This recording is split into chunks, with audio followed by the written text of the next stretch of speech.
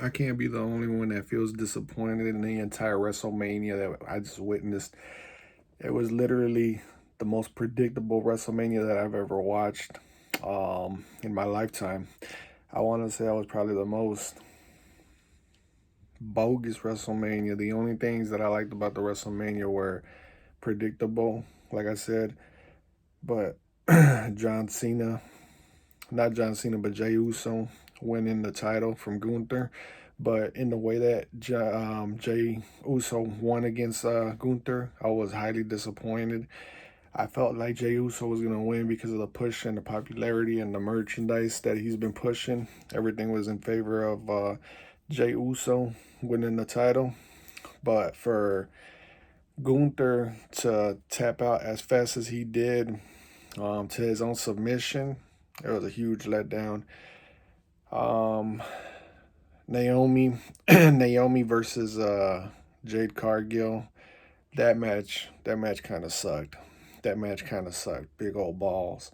Um, it was literally like you could see that they were communicating, which they're supposed to, but they were just flat out just showing the world like, hey, look, we talked during the match, and we're gonna let you know what we're gonna do next. If you're a lip reader, which and they had no chemistry, like they didn't have no rehearsal over what was gonna go on, and it just looked like a sloppy match.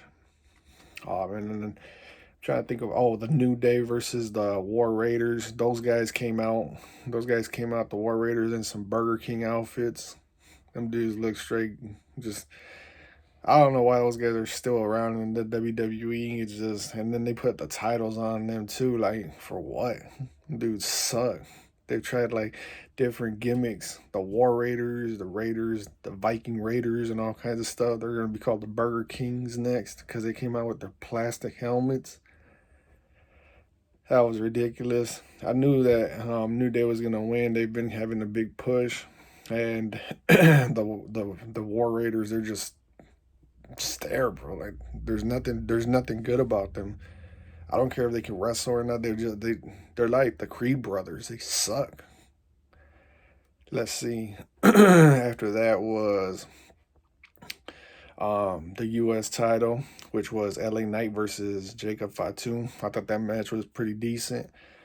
Not the greatest, but it was pretty good. It was pretty good. I'm happy that Fatu won. And then after that, um, Charlotte Flair versus Tiffy Time. I would have boycotted the WrestleMania had Charlotte Flair won the title. I would have been like, dude, this is like I would have literally stopped watching WrestleMania. I, I can honestly say I'm the biggest Charlotte Flair hater. She gets everything handed to her. Nepotism, Nepo baby because of Ric Flair. Everything handed to her. She shows up after like a year and a half off and gets an instant title, a title shot. Let's see.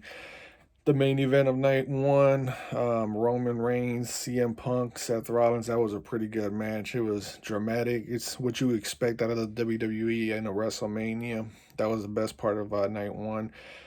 Then night two,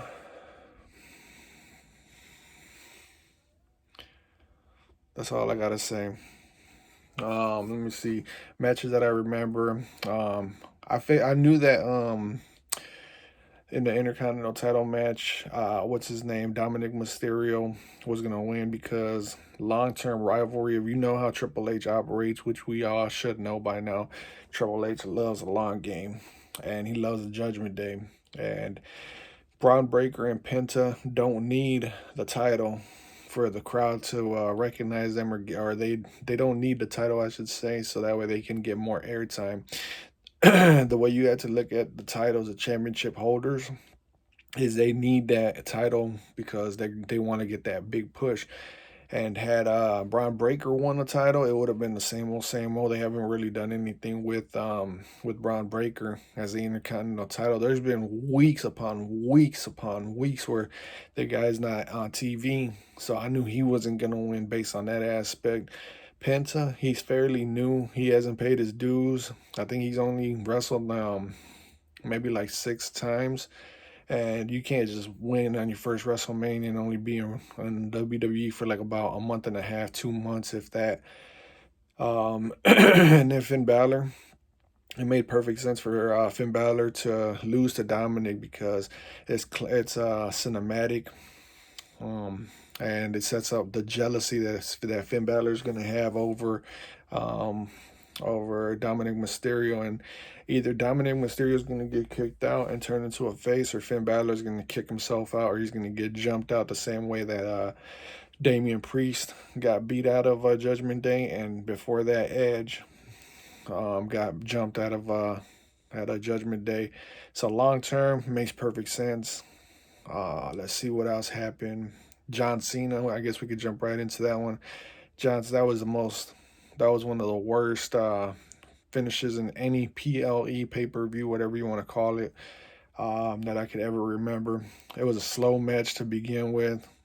Then it picked up just a little bit, but then here comes old Travis Scott, Snoop Dogg 2.0, Mr. Walking Skeleton with hardly any skin or body fat on him. And this dude, he looked like a child in the ring with Cody Rhodes.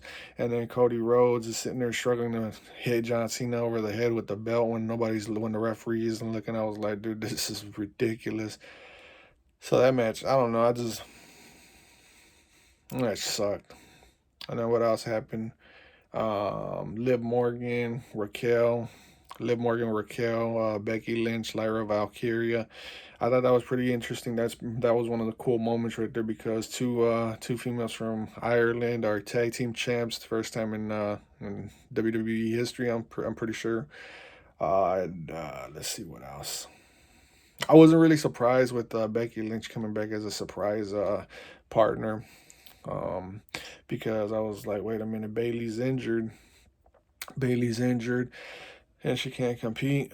So who was out there? And with it being WrestleMania, I was like, it can't just be like somebody like Meechin or something like that, or it can't be somebody that we see on a week to week basis. The WWE loves saving big surprises for WrestleMania, and I was like, she's from Ireland. I was like, so it's got to be Becky Lynch, and it can't be Oscar because she's a part of Damage Control. And I was like, it's got to be Becky Lynch. It has to be. I thought that was pretty cool. What else happened to open? Oh, Rhea, Bianca, and Io. I was pulling for Bianca to win that one because I know that her and Jade Cargill are gonna have a feud. But with the way Jade Cargill still needs work in the ring, in ring abilities, like picking up her just just chemistry in general, because she could wrestle, she could lift and throw people around, but she's just like kind of sloppy with her move sets. Let me see. I'm probably gonna forget a match or two from night number two, but that's all right because it was a forgettable night. Other than I don't know, I don't know, but yeah, I'm overall I'm pretty much disappointed with the whole entire WrestleMania. I'm not too thrilled about it. Um, Now I'm asking myself, will I go back and watch WrestleMania again? Now that it's over, I probably won't go back and watch any of it. I'll just watch like the clips of the highlight reel of WrestleMania, and that'll be about it. But as far as like going back and watching it, the stage was pretty cool. The entrance stage and all that. It had it reminded me of the Hollywood WrestleMania entrance. But this one had like the big old TV monitors on the side by the ramp.